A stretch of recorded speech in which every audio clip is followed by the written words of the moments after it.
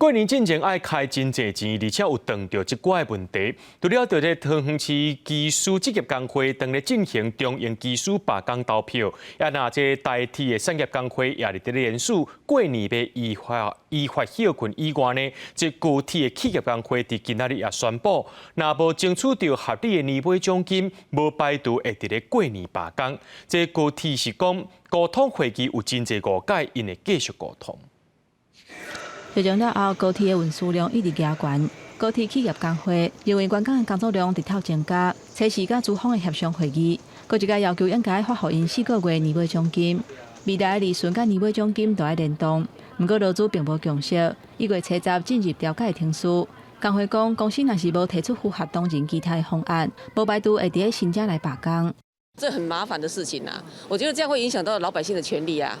我觉得你既然有薪水可以赚的话，我觉得还是以服务为优先。罢工应该是就是劳工的一种权利，就是如果他们没有拿到他们应该做的话，那就是我觉得他这样是可以的。1月10号是跟高铁公司有一场调解会，看到时候的调解结果。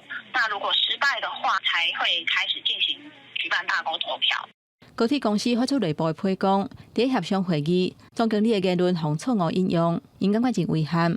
公司当地向董事会积极争取6年来上悬的奖金，因为当日了代替产业工会已经发起申请依法休困的联署，互相替春节所运拢出现变数。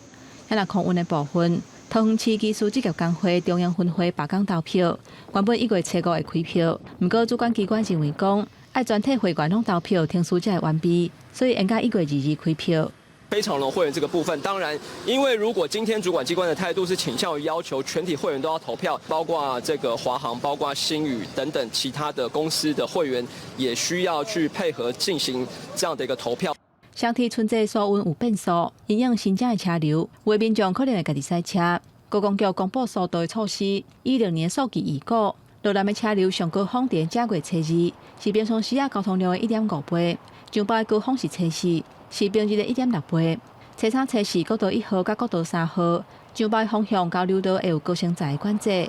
国道5号为初2开始，会实施到初5。针对国务的比较尖峰的一个北向，大概从下午的1点开始就会呈现拥塞，所以我们从1点到6点，我们会采取高乘载的一个管制。高公局预估，因为今年年假较少工，上北的车流会集中伫初3甲初4。 尤其是过道了后，国道5号上北方向可能会一路塔甲去转港的饭店过。民众规划过年的行程，会当利用大桥线替代道路，或者是利用大众运输工具。记者综合报道。